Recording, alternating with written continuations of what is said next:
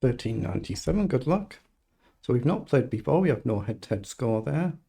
Opponent, relatively new account, 745 games. That's a lot of rapid chess in 3 months. Sees 1,1400 there. Goes c3, slightly unusual opening move. What do I want to do? It gives me a chance to go forward. Take.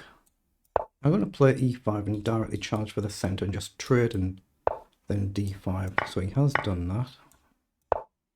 We're just going to try and castle with knight up. So we'll match it with knight up. We've got c6. Bishop down, we can always block. Do I want to do c6 straight away? No, I want to just make sure I've got the option at least to castle. Okay. I'm just debating between castling here or attacking the bishop immediately and see what he does. c6 is also another sensible move. I don't think I'm going to be putting the knight there. What to do? I'm just going to castle, because I'm not going to castle this side, so just go castling done. We'll go c6 now. He's playing it really quick. Okay. Bishop up looks nice. Then if he kicks us, we'll come back around the angles. So it's almost symmetrical in it, other than that slight pawn structure there. Let's develop the knight.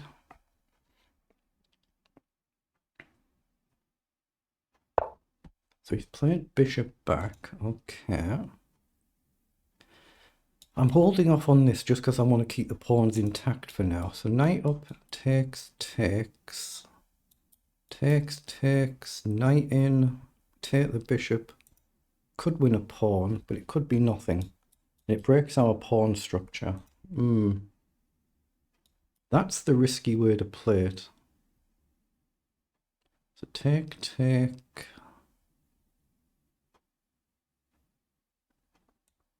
I'm going to go for it. It's a risky way to play this. If he takes, I've got to take with a pawn, not the bishop. If he takes here, we can just take back, and then we'd have the option to take here. If he takes, he has done the bishop first. Okay, he's come forward, so that gives us a chance to take here. That gets a little bit weak though. Let's just drop back. He's playing it crazy quick.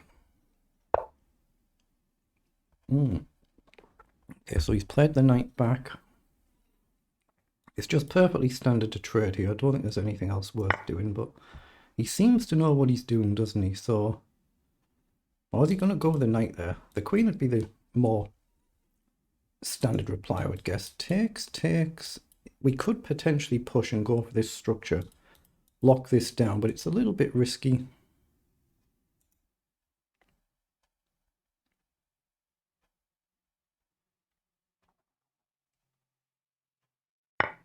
Well, he has gone with the knight. Okay. So what do I want to do? I've got knight here and I can drop this one back here. If he launches here... fair enough. If he launches this one, that gets weak. But I don't think I'm going to play knight here. So I'm looking at knight here and this one back this way. Yeah, I'm going to do that. It kind of covers this square. So if he jumps in now, we can take and break his pawn structure. Oh, well, we can do it that way as well. So takes, and we win a pawn with a check and maybe a second pawn. So is there any reason not to take that? I guess he's got to take back. We win a pawn with check. He can block, we win a second pawn. It opens up risk for us. It does create risk, but I think it's worth taking. So we'll grab the pawn and hopefully a second one. But it gives him a chance to sack. Smash our structure open. So is it better ignoring it and going forward? What if we play knight forward there? Knight forward. If he plays a move like rook across, we can check. He moves and we win the queen with a check. He can take, but we take back, so that's good. We're threatening to take here with a check. He can't move the king. He could move his knight, but we still take with check anyway. If he pushes, we take with check. So here, he can come forward and guard. We can still play check. And he has to give up the rook for the knight, right? So that looks like a nice strong move, but I might be missing something. Even if he moves the queen, we can take with check, right? If I go here, he's got knight here, and he attacks our queen. That might be the one move. He's got knight here. Check. he's only got one square here. We take with a check, he can take back, and we can grab the pawn. So that looks nice as well. So I'm going to play knight in and create this threat. It might be a mistake. I could have just grabbed a pawn, but it allowed him to sack and break our structure potentially. So, well, he's played that really quick, but I think we just check here now, and he has to give up the exchange, right? So he'll have to take with a rook. So now we just want to trade the queen if possible. We'd love to trade the queen now. What have we got? 7, 6. So we're a pawn up and an exchange up. He's attacked our queen, so we can grab a second pawn. We just got to be paying attention not to allow any strong attack, but we might as well take the pawn. And then we want to try and activate the rook. These pawns not quite so critical now. It's more getting active if we can, trying to control the open file, get forward and not allow a shock attack against our king. So a rook across looks nice. Keep this one here a little bit safe. It's a little bit cautious. Rook forward somewhere depending on what he does. So rook here. If he wanders here, we just simply trade. Further up, we can check and get his rook off the board. Trade a rook. So that's the move I'm looking at. He's played across. Plants the knight, probably a good move. So if I play a rook here now, he's got knight in. And that's a little bit problematic, isn't it? So I guess I need to go here so we don't leave that knight planted there. If he comes forward, we can obviously move the rook here. Probably just here, probably. We don't want to leave his knight in our half of the board dangerous like that. So I think we just go across here. If we attack the knight, he's got a nice square and he attacks our pawn. And we could attack the knight by going up over, I guess, then, and we guard this pawn and then bring this across. Yeah, I like that. I like the simple move here. It just means there's a little bit more risk about coming across, but he's gone there. We guard the pawn, so we've got the chance to come onto the open file. So if the queen wanders off anywhere, we might be able to check on the back rank and force his rook off the board. Then at some point I can now play this rook across, double up.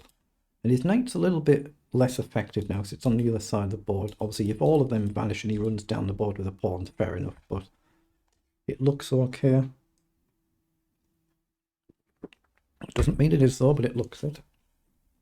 But we've got a rook for knight and we've got an extra pawn, 7v6. Or 7v5 now, we've got 2 pawns. We've got a second pawn, of course, so if we can get the rook here, there's just an immediate back rank mate threat that's going to be coming. Check, queen takes, check, rook takes, check. Well, it's technically not a checkmate, is it? But it wins the game in effect.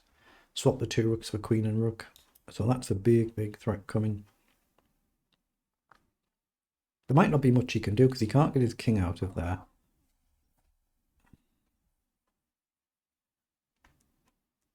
I guess he could maybe try a move like queen up or queen up, but we could still check, or we can just simply trade the queen and remove a chunk of risk, which is what I'd probably do. Trade the queen, double up. He can get his king off the back rank, but we can still come down and force the rook off the board. He grabs a pawn, but it looks good. It looks good. So that's likely my next move, or trade the queen depending on what he does.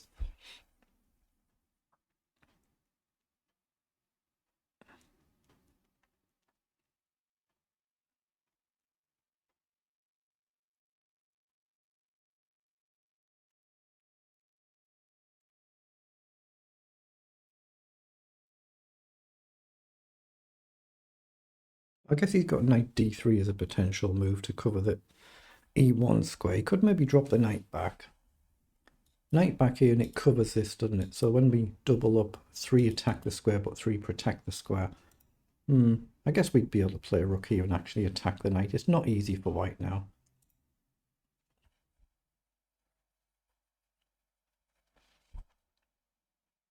Okay, he's got an excellent connection, so he has indeed found that move.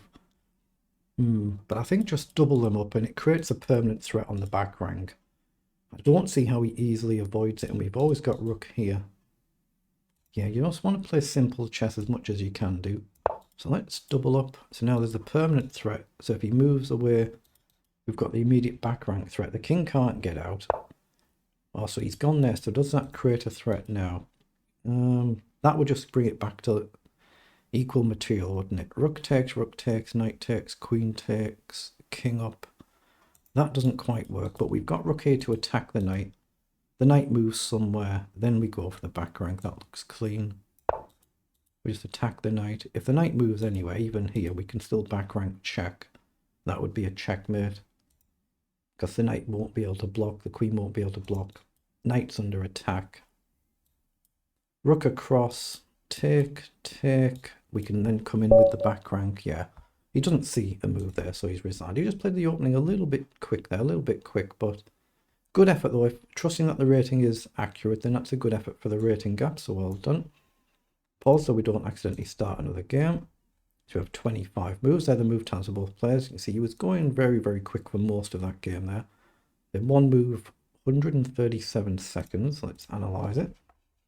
The Queen's Gambit declined, exchange variation. If you click that, you'll get some puzzles to do. So it's been completely level. I knew he's playing the opening very well. First 14 moves, just completely level. And he's playing it very quickly as well. One mistake, and then the game's largely over. 97-80 on the accuracy, but see, he's only got 2 moves. Just one blunder has turned the game, that's it. Just one blunder, otherwise he's played really good moves. Just this knight g3 moves, otherwise he played it terrifically well. So this is good from both of us.